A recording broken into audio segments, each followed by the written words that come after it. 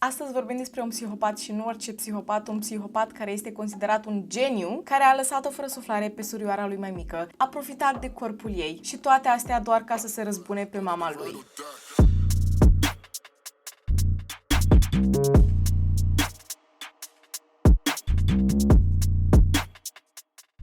Salutare, fan True Crime, azi zi de traumă și dacă sunteți noi aici, bine, eu sunt Ceci și aici vorbim despre cei mai oribil criminali pe care am putut să exist vreodată. Dacă mă vedeți cu atât de multă energie, este pentru că la mine este 7 dimineața și trebuie să merg la facultate după ce filmez asta, ok? Vă rog frumos, appreciate the effort, așa că spunând toate lucrurile astea, nici nu vă mai trec pe multe chestii, puneți mâncarea aia deoparte. Nu se merită, băi, nu se merită, vă zic sincer, nu se merită. De unde apar cazurile astea? Bine, pe ăsta îl știam deja de foarte mult timp, dar a venit timpul să vorbim despre Paris Lee Bennett, care este efectiv un psihopat diagnosticat care urmează să iasă din închisoare în următorii ani. Haideți mai întâi să vorbim despre mama acestui băiat, numele este Charity. Charity Lee Bennett, mai exact. Și ca să ajungem la tragedie, trebuie să vă povestesc despre copilăria ei ca să înțelegeți niște lucruri, da? Ok. Ea s-a născut în această familie destul de bogată, să spunem așa. Tatăl ei deținea o companie și această companie mergea foarte bine, deci financiarii erau ok.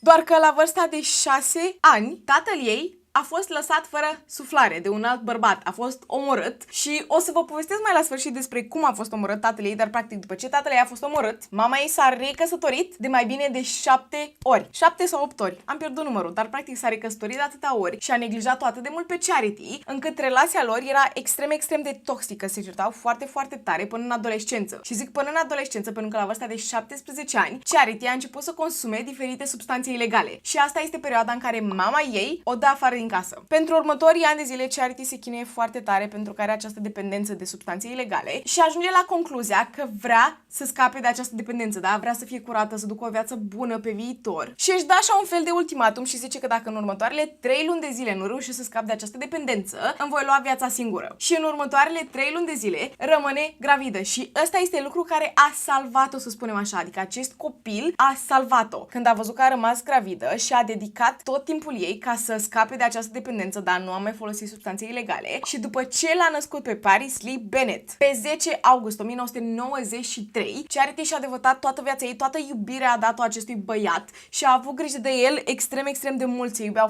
foarte tare. Paris era un băiat plin de viață, foarte inteligent, adică haideți să vă dau așa un mic side note, IQ-ul lui este de 141, deci practic este considerat un geniu. Și da, de când era mic era extrem de inteligent, era primul în clasă și totul părea bine și frumos între ei, până când Paris avea 8 anișori, iar Charity rămâne gravidă. Charity rămâne gravidă și pe perioada sarcinii, Paris este extrem de nervos, nu mai vrea să aibă nimic de a face cu mama lui, nu este deloc interesat de faptul că urmează să aibă o surioară și Charity era extrem de îngrijorată că cei doi nu se vor înțelege absolut deloc. Dar pe 12 aprilie 2002, Ella Bennett se naște, surioara lui Paris, și ce se vedeți, o întorsătură de 180 de grade, Paris își iubește surioara. Sunt de nedespărțit, o iubește extrem de mult și eu una personal am un frate mai mare, știu când eram mici nu înțelegeam absolut deloc pentru că mama îl punea mereu să mă ia cu el, dar Paris nu era așa, stătea non-stop cu ea, se jucau împreună, o ajuta să-și aleagă hainele care se îmbrace în ziua aia, era totul bine, mersi. Și acum să fac o mică paranteză pentru că am uitat să vă zic, bineînțeles, nici tatălui Paris, nici tatălui Ella, care nu era același tată, by the way, nu erau în imagine, deci era doar Charity, Paris și Ella. Pe când Paris avea doar 11 ani, asta este perioada în care Charity încerca să-și deschidă un business și era extrem de mult stres, avea nevoie și de bani și încerca într-un fel sau altul să-și termine și școala, așa că de la atâta stres, Charity se apucă din nou de substanțe ilegale. 6 luni de zile a trebuit să treacă prin această perioadă extrem de grea în care ea încerca să se lase de aceste substanțe ilegale și bineînțeles că Paris a aflat și asta este perioada în care el începe să o urască pe mama lui, la modul cel mai serios, o ura. Nu voia să stea cu ea, nu voia să uite la ea și au și început să se chinuie destul de mult financiar, așa că Charity a fost nevoită să se mute cu cei doi copii înapoi la mama ei acasă, care, țin să vă reamintesc, mama ei nu avea o relație prea bună cu ea. Așa că da, toți 4 locuiesc împreună și este o atmosferă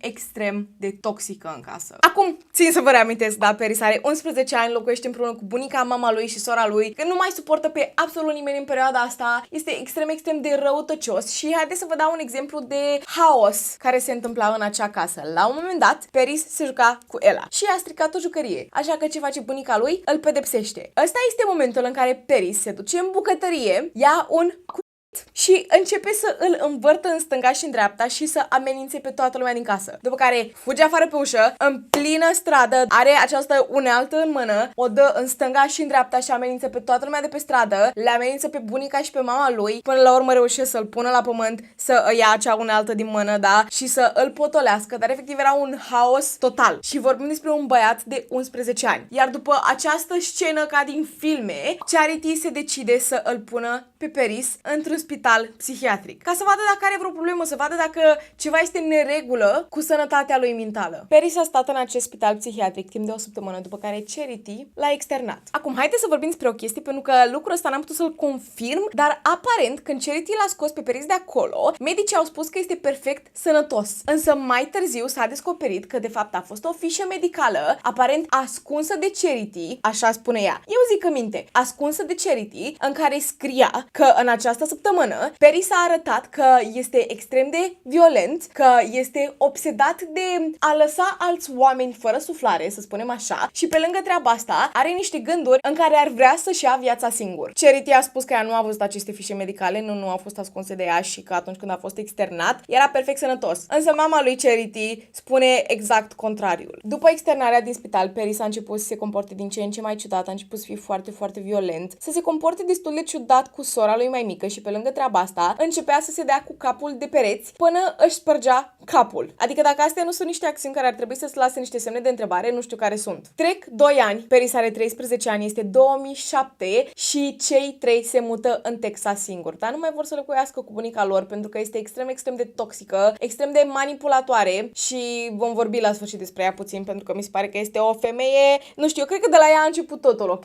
Acesta este anul în care s-a întâmplat tragedia, mai exact pe 4 februarie 2007. Este weekend, iar Charity lucrează la un restaurant de seară. Paris și Ella sunt acasă cu o dădacă. Este ora 10 seara, dădaca o pune pe Ella, care avea 4 anișori în punctul ăsta, o pune pe Ella la somn, iar Paris al nostru se duce să-și facă niște teme. Ăsta este momentul în care Paris reușește să convingă dădaca să plece acasă, pentru că totul este perfect ok, da? Cea de 4 anișori doarme, el are 13 ani, este un adult în toată firea, acum poate să aibă grijă de el și mama lor avea să se întoarcă acasă imediat. Dădaca acceptă și pleacă acasă și ăsta este momentul în care Paris se duce din nou la bucătărie. Ia această unaltă ascuțită. Nu pot să vă mai explic grafic tot ce se întâmplă pentru că acest videoclip nu poate fi postat, ok? O să încerc să vă explic cu toate abilitățile mele de povestitor true crime. Se duce ea această unaltă ascuțită. Se duce peste corpul surorii lui de 4 ani care doarme liniștit și îi provoacă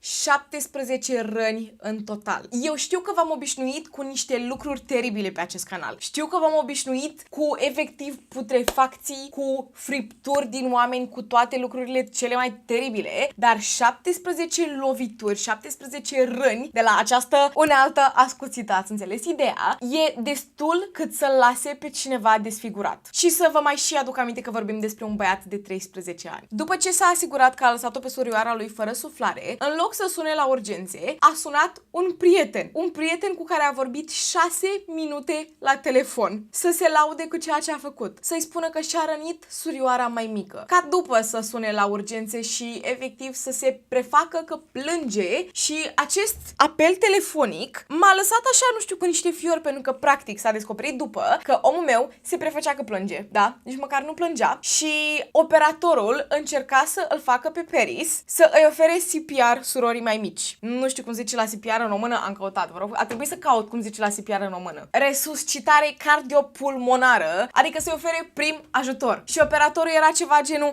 hei, pune-i brațele pe piept și numără cu mine. 1, 2, 3, 4. Și Paris numără 1, 2, 3, 4. I actually somebody. You think somebody? No, I know I did.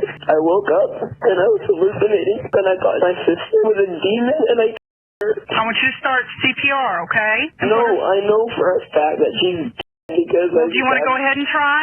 No, I don't think it'll help because... Come on, Paris, work with me. 1, 2, 3, 4, 5, 6. El a spus operatorilor că s-a trezit halucinat, a văzut-o pe surioara lui care de fapt era un demon și a trebuit să o lase fără suflare pentru că era practic autoapărare. Când autoritățile ajung la fața locului, primul lucru pe care îl observă în primul rând este această fetiță care nu mai era întreagă, atât pot să vă zic, nu mai era întreagă. Și un alt lucru care se putea observa cu ochiul liber, primul ajutor nu a fost oferit. Acea resuscitare cardiopulmonară nu a fost făcută și practic acest băiat de 13 ani s-a prefăcut la telefon cu operatorul că îi oferă prim ajutor. Și ce făcea el de fapt? Se plimba în stânga și în dreapta prin casă. 1, 2, 3, 4, da, nu își revine. Nu își revine. Nu, oricum v-am zis că degeaba încercăm pentru că eu sunt sigur că nu mai respiră. De ce mai încercăm? Dar, da, cam asta era toată treaba. Bineînțeles că Paris a fost arestat, mama lui a fost anunțată și nu pot să-mi imaginez cât de devastată era această femeie în acel moment. Iar când a ajuns la secția de poliție, da, l-a văzut pe fiul ei și l-a întrebat de ce? De ce ai făcut așa ceva? Nu înțelegem. Și practic Paris al nostru se chinuia să plângă. Încerca să povestească ce s-a întâmplat și în timp ce povestea, încerca să arate că este devastat. A ținut-o în povestea lui cu halucinația, doar că povestea s-a schimbat de mai multe ori. Acum, cel mai îngrijorător lucru este că autopsia este făcută. Și în față se aduce faptul că la fața locului s-au descoperit urme, să spunem așa, de la faptul că Paris și-a satisfăcut plăcerile peste corpul neînsuflețit al surorii sale de 4 ani. Nu, refuz așa ceva. S-au descoperit, bineînțeles, în istoricul lui că se uita la extrem de multe filme, 18 plus violente. Extrem de violente. Genul ăsta de filme, dacă știți ce înseamnă, că nu pot să le zic aici. Și după ce toată această investigație a început, au trecut câteva luni, mama lui se chinuie să înțeleagă ce s-a întâmplat. Paris își tot schimbă povestea și la un moment dat ea izbucnește în plâns, izbucnește în fața lui și îi spune: știu că ai făcut-o intenționat, spune-mi de ce ai făcut-o. Iar Paris se uită la ea cu o față efectiv neutră, fără pic de emoție, se uită la mama lui și îi spune: ți-a luat ceva timp să-ți dai seama, nu? E efectiv un psihopat, e un psihopat, ok? Pe tot parcursul investigației, Paris a recunoscut că este complet vinovat, dar nici n-a stat să se gândească, dar își schimba povestea mai mult ca să o tortureze pe mama lui, pentru că mama lui doar încerca să afle care este adevăratul motiv, ce s-a întâmplat cu adevărat în acea zi. Și de fiecare dată când era întrebat despre ce s-a întâmplat în acea zi, nu arăta pic de emoție. Singurul moment în care arăta pic de emoție și se enerva foarte tare era atunci când era confruntat cu faptul că și-a satisfăcut propriile plăceri deasupra corpului propriei surori. Și ăsta era momentul în care el efectiv se ridica, întorcea masa cu fundul în sus, dădea cu pumnii în pereți, doar când auzea de lucrul ăsta. Când auzea de faptul că a băgat cu punea de 17 ori, era ceva genul: ok. La proces nu a durat mult să se ajungă la un verdict și bineînțeles că Paris a primit pedapsa maximă, care era de 40 de ani în închisoare. Și asta pentru că avea doar 13 ani. Dacă era un adult, primea pedapsa cu moartea. Bineînțeles că Paris era satisfăcut când a auzit acest verdict. Și o să vă zic mai acum de ce. Dar, practic, după ce a fost băgat în arest, a trecut prin niște examinări medicale. S-a descoperit că el are narcisism sever și psihopatie. Este efectiv, by definition, un psihopat. Și pe lângă lucrul ăsta, un psihopat geniu, care a calculat fiecare mișcare a lui. În primii ani de arest nu a lăsat-o pe mama lui să-l viziteze absolut deloc, efectiv a lăsat-o să fiarbă câțiva ani de zile și într-un final a lăsat-o să-l viziteze. Și de fiecare dată, la fel ca la investigație, își schimba povestea, doar că de data asta nu mai încerca să primească o sentință maximă și după atâția ani în care mama lui venea la el și plângea în fața lui și el nu arăta pic de emoție, i-a recunoscut că de fapt el a făcut lucrul ăsta să se răzbune pe ea pentru că a devenit din nou dependentă de substanțe ilegale, da, și l-a pus printr-un, nu știu, printr-un proces foarte greu în această viață care, to be honest, nu spun că nu a suferit Paris în momentele alea, nu pot să spun că nu a suferit, dar a vrut să se răzbune pe ea pentru că a făcut lucrul ăsta și cea mai mare răzbunare pe care putea să o găsească era să o lase fără lucrul cel mai de preț din viața ei, adică copiii ei. Și cum să facă lucrul ăsta dacă nu prin a lăsa-o pe una fără suflare și prin a-l pune pe celălalt închis pentru restul vieții lui. El credea că o să fie închis pentru restul vieții lui, dar pentru că avea doar 13 ani, a primit doar 40 de ani. Care, to be honest, era suficient în capul lui. 40 de ani, să o torturez pe mama mea pentru ce mi-a făcut? Da, e de ajuns. One of the reasons why I chose to kill my sister and not someone else is because I knew that by doing so I could hurt my mother in the worst possible way. Because I had always known as a child that the most devastating thing to my mother would be the loss of one of her children.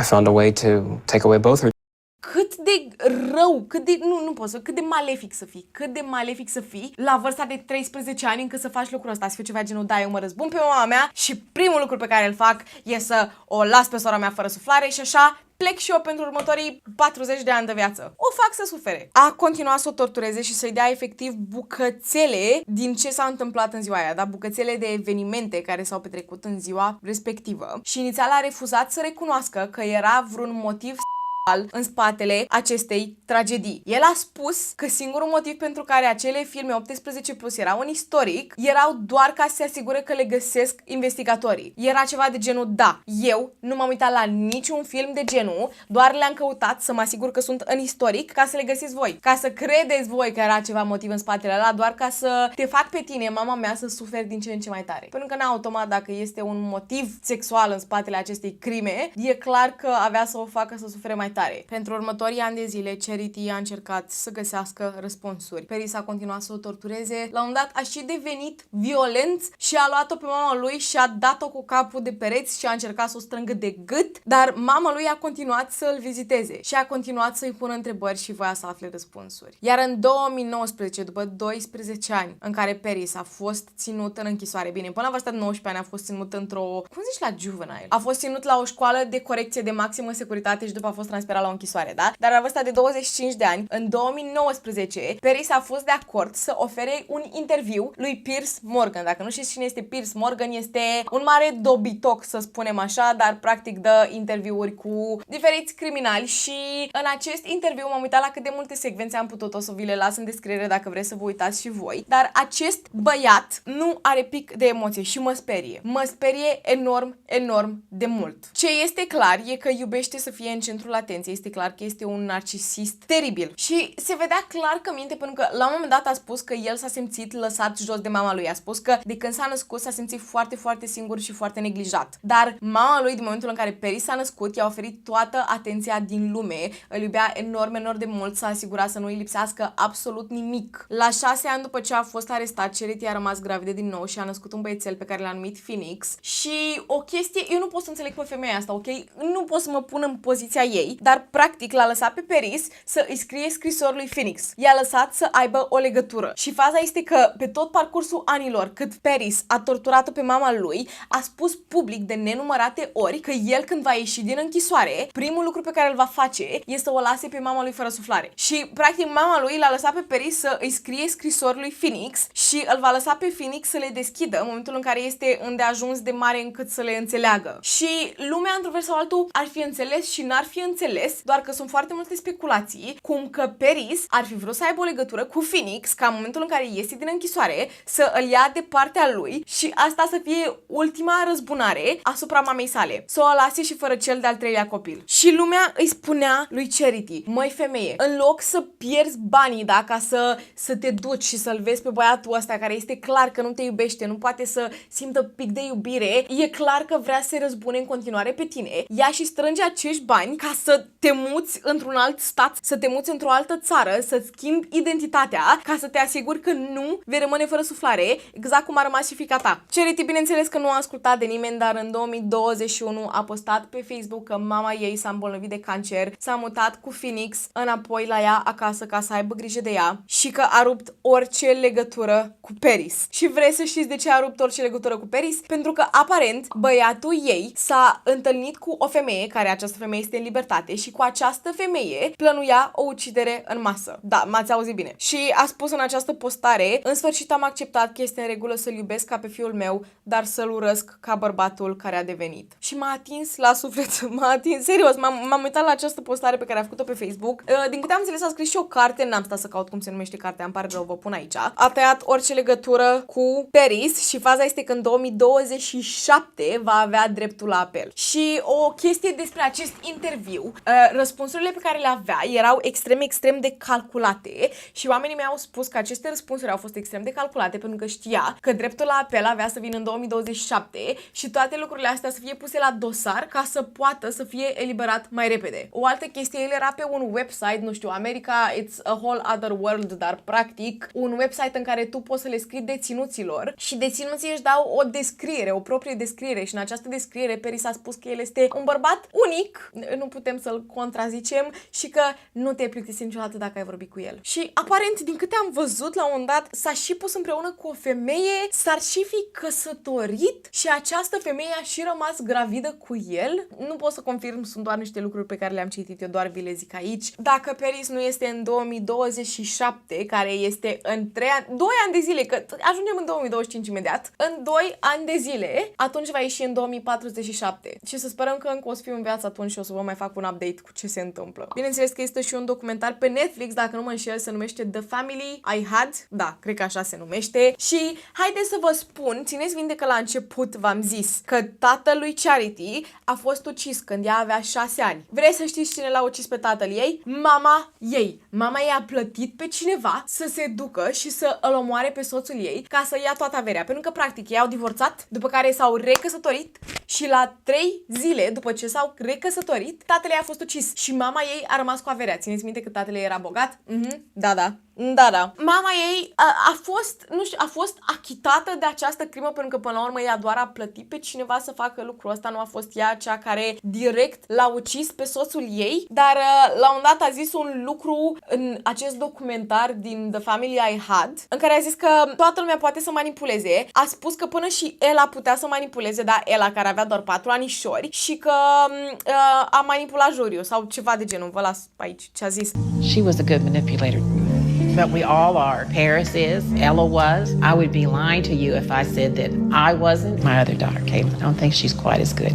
She didn't have as good a teacher because I don't do it so much anymore. I don't have a company to manipulate. I don't have drivers to manipulate.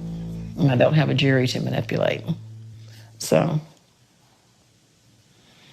bombastic side. What the hell? What the hell? Mie mi se pare că toți din familia asta, și bunica, și mama Charity, da, Charity, care Charity își iubea fiul extrem de mult, s-a dus să-l vadă la închisoare și a făcut toate lucrurile astea. Cred că și ea era manipulatoare, cred că și ea avea un grad acolo de psihopatie. Pentru că, nu știu, pare totul foarte, foarte dodgy. Mi se pare că totul este foarte dodgy. Am citit extrem de multe opinii de pe Reddit, nu știu, Reddit este o lume în care dacă intru și caut despre un caz pe Reddit, nu ies de acolo vreo 2 ore. Pentru că mi se pare că oamenii au atât de multe opinii și găsesc atât de multe articole și practic la un dat lumea a zis că el de fapt și-a plănuit răzbunarea din ziua în care el a aflat că mama lui a rămas gravidă. Și efectiv el și-a plănuit această răzbunare, da? De la vârsta de 8 anișori, când Ella s-a născut pe parcursul la 4 ani de zile, ar fi arătat lumii că o iubește pe surioara lui și după 4 ani de zile în care a pus la cale acest plan, l-a dus până la capăt. Mă îndoiesc că un băiat de 8 ani poate să gândească în felul ăsta, dar hei, în același timp, este considerat un geniu. Un alt lucru pe care l-am citit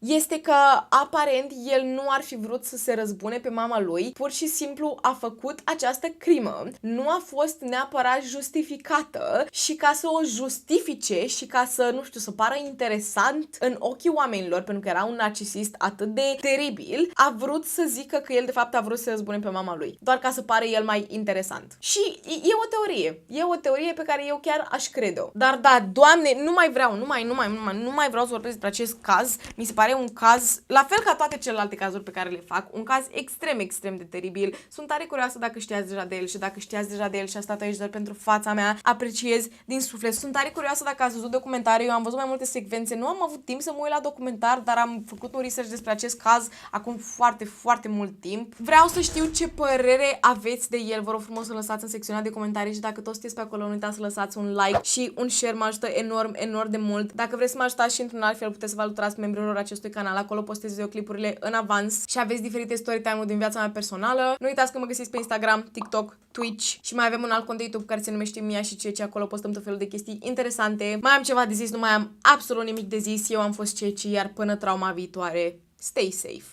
Și Charity era extrem de... Mă, vă mai bateți mult aici, mă? Dar nu era... Băi, fată! Stai acolo măcar dacă stai, lasă-mă să filmez. Cum pot eu să editez în astfel de condiții cu 2 pisici? Cu 2 pisici. Unde ești, fată? Așa, du-te afară. Te uiți la mine, să-ți deschizi singur ușa. Plânge, încerca să arate că este...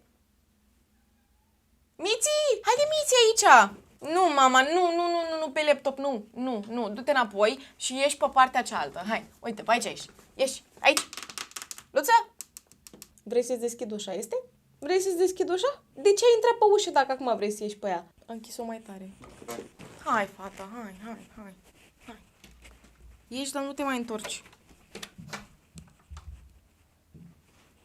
Împuțită. Împuțită.